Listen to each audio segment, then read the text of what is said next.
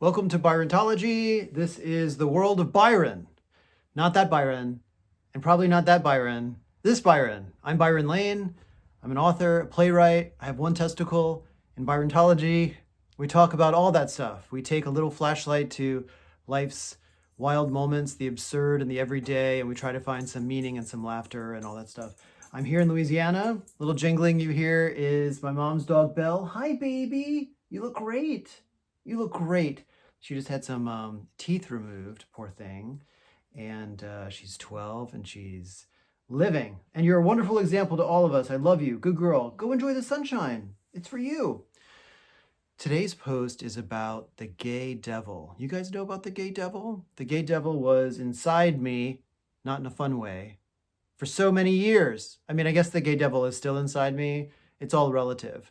But this is about relativity, and this is about certainty.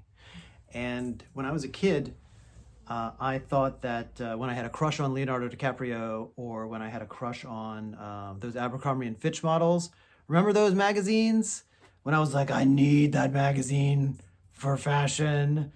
That was the gay devil, you know? And I would go to a confession about it. And at a certain point, the priests, I would wear them out and they'd be like, oh, here he comes again. They would roll their eyes when I would talk about it. And although one time I did have a priest, I was too embarrassed to talk about masturbating, to confess it. And this priest, I said, oh, you know, I lied to my parents, or I ate my sister's candy, whatever. And I was like, that's all. And the priest goes, what about the sexual stuff? I thought that the Holy Spirit had told this priest all of my dirty secrets, but really he was probably just a perv. I mean, almost certainly he was a perv. So that was me in a nutshell as a kid. And that kind of belief was entrenched in Catholicism, where as a kid I had a lot of structure and got a lot of self-esteem. So I was altar boy of the year a couple times, so I was popular, adults loved me. So I got something in return for having these strong Catholic beliefs, especially against homosexuality. And family members did too. And we once went to visit some relatives out of state, and we went to one of those restaurants where they throw rolls at you, like literally like baseball. I was terrified. I hated all sports, including roll throwing. Nevertheless, after dinner, this relative was like, hey, you want to see something freaky? And he drove us by a gay club. And I remember this man outside. It was a leather daddy, and he was wearing all of his leather gear, and he had on like a yellow stitched leather, like codpiece is the wrong thing. Maybe it was like a jock strap. It was like chaps with this leather kind of briefs with the yellow stitching. And and he had like a jacket flung over his shoulder, you know, and I still remember his face as we drove by laughing, and I thought, oh man, he's losing his battle with the gay devil. And that damn gay devil. That gay devil followed me everywhere. Followed me to Loyola University. When I graduated high school, went to Loyola in New Orleans.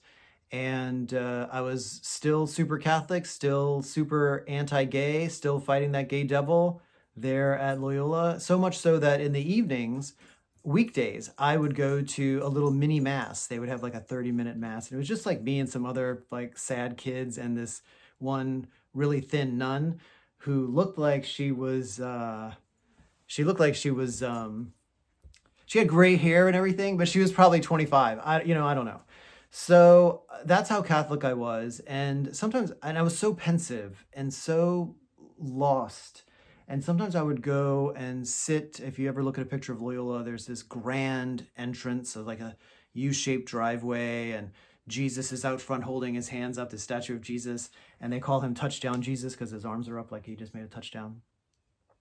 And I would just sit on those steps and think, wow, I'm in this grand place and I feel so empty and so lost and so unwanted and so broken. And some of that was just because the Catholic Church taught that shit.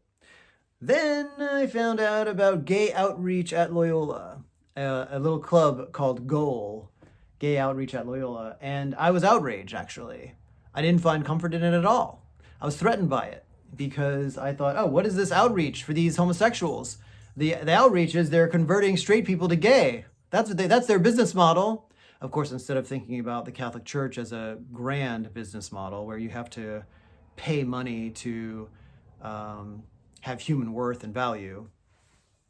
Nevertheless, all right, gay outreach out of Loyola. I was outraged, so I typed up a letter, an angry letter of opposition, and I sent it to the president of the university, Father Bernard Noth, Society of the Jesuits.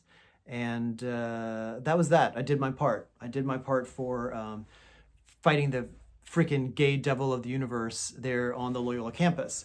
And I go back to my dorm room one day, and Father Noth's secretary has called me. And Father Noth wants to meet about my letter.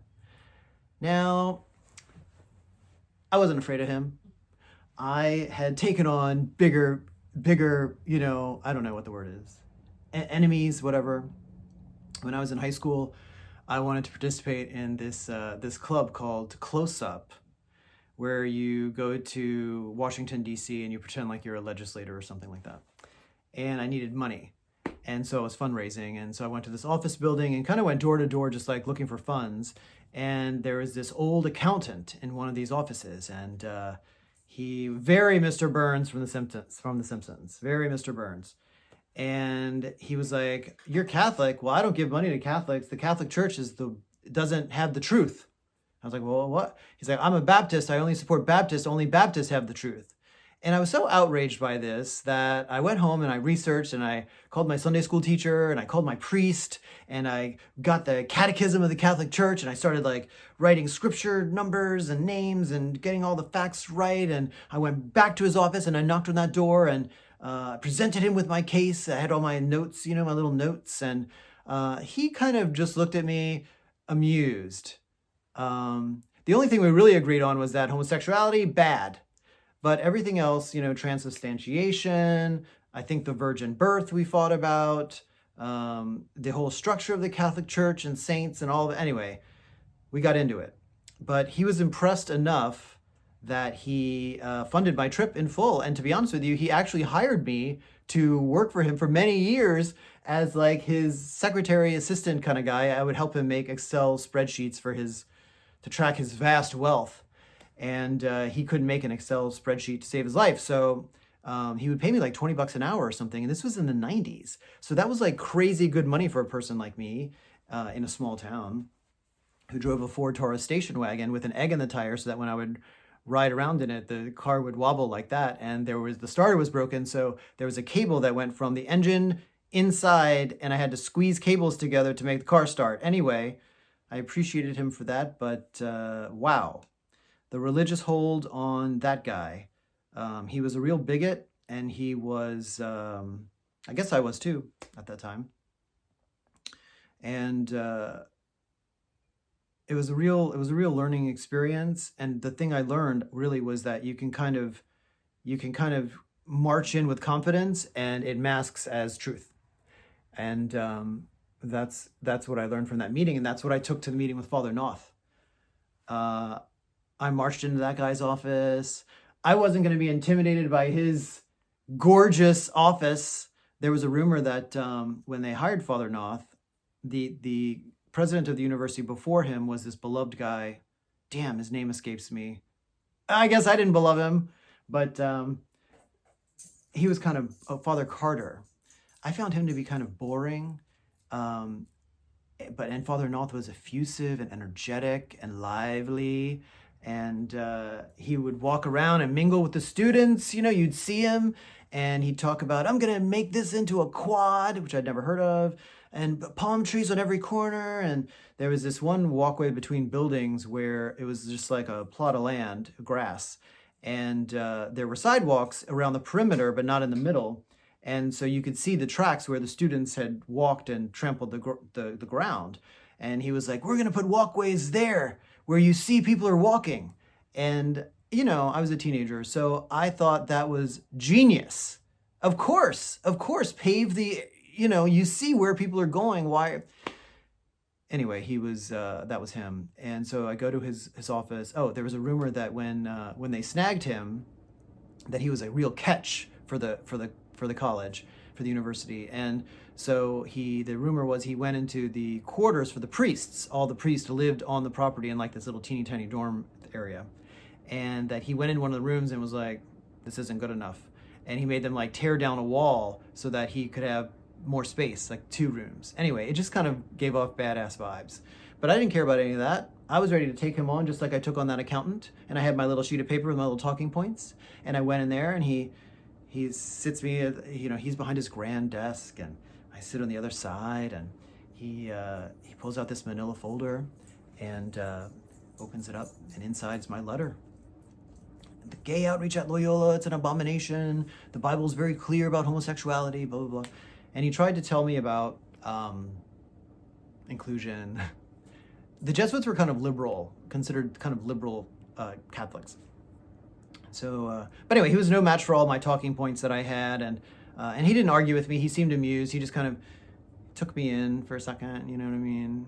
And he closed the manila folder, and I went on my day. I went on with my life. And that meant years and years, 4 years of the college or whatever. But at year 3, my senior year, things had changed. By that time, things had changed. I had gotten a pretty good education on the world. And the big thing that I learned was I wish, these priests used to spend time telling me and everyone that masturbation was a sin, but really, I wish they would have told us about time and about certainty, and that time and certainty are enemies, and that time never loses. Because I experienced that firsthand as I went through my career at Loyola, and ironically, it was the Catholic university that initiated my separation from the Catholic Church, because I started to think, and I started to realize, wow, people are really being othered. This group, that group. Then you learn about how so many religious traditions are inherited from pagan traditions going back years and years. You learn about how every religious tradition has like the Noah and the Ark story, and it all just kind of starts to fall apart. And then you look at, well, what is this thing they're saying about other people? What did this religious tradition say about slavery and oppression? And what is it saying now about those things, and about homosexuality and our community and connection, and it just started to feel dumb. Once the othering thing fell apart, all of the rules of the institutions that supported othering also fell apart, and certainty fell apart. So indeed, time did erode certainty for me, and it eroded certainty for other people too. So my relative who drove us by that gay bar, he reaches out, and we see him, something like that. And it comes up that he's left the Catholic Church. And the thing that drove him to leave the Catholic Church was the McDonald's McFish, Filet-O-Fish sandwich. Because he was eating them every Friday, because the rule used to be, the Catholic Church said, if you eat meat on Fridays, you go to hell.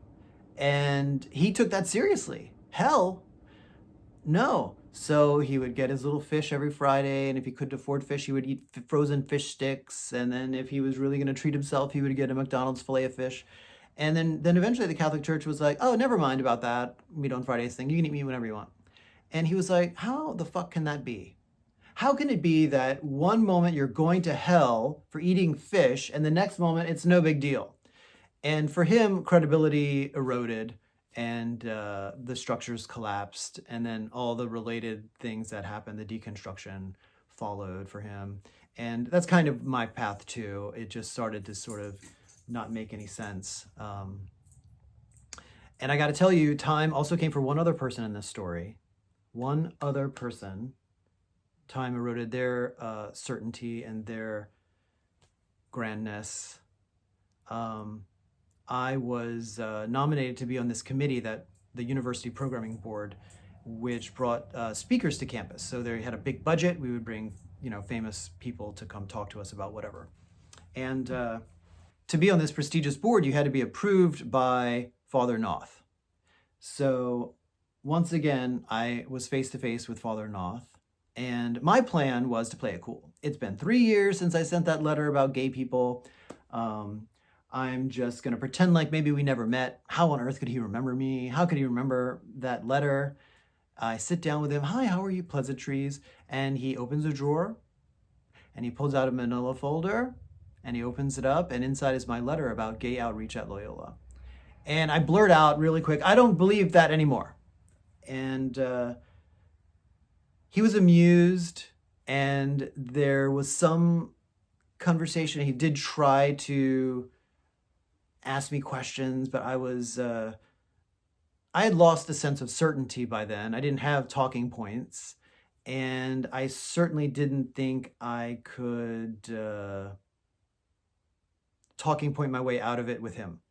So I just was kind of vague. To my memory, our conversation was very brief, and he approved my appointment. And then years later, I found out that Father Noth was now just Bernard. I read that he left the priesthood after some accusations about inappropriate behavior in a far outside of New Orleans, years before he ever came to Loyola. So this man of faith and certainty, and oh my God, he's a genius. He knows all about the walkways, the quads. No, just a guy. And at the end of the day, time kind of does that, and just kind of, in my experience, has just eroded certainty. It has, if time is enemies with certainty, it's friends with humility, who I hate. I hate humility. I feel like I'm like always having to hold hands with humility. I'm sick of it. But updates. The gay devil and I are friends now.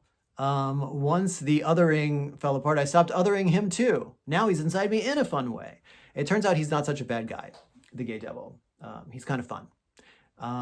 That's a good update. And then I'll tell you one other thing about time and certainty and humility and all that stuff, and regret. Time doesn't really erode regret. I still think about that leather daddy in his chaps, in his leather brief thing with the yellow stitching.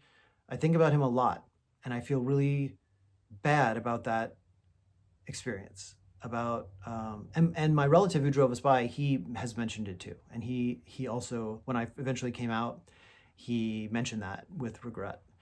And I think of that leather daddy a lot, and I think about that night, and I hope that he didn't see us drive by laughing, that he didn't hear that laughter, that he had a grand night that night, that he had a good, old, devilish, good time that night.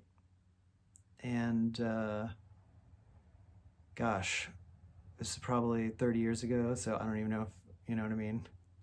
But I hope his life was great, and I hope he knows that that his bravery going out one night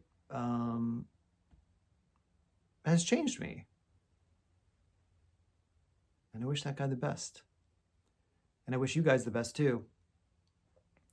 I'm in Louisiana helping my mom out. She had some health issues, and we're walking through all that. I'm actually in her guest room right now. I ordered a couple lights on Amazon and put up this piece of paper. It's freezing here. I had run water so the pipes don't freeze, so I'm wearing a coat. But I thought if I button this, it almost looks kind of, I don't know. I think it looks all right.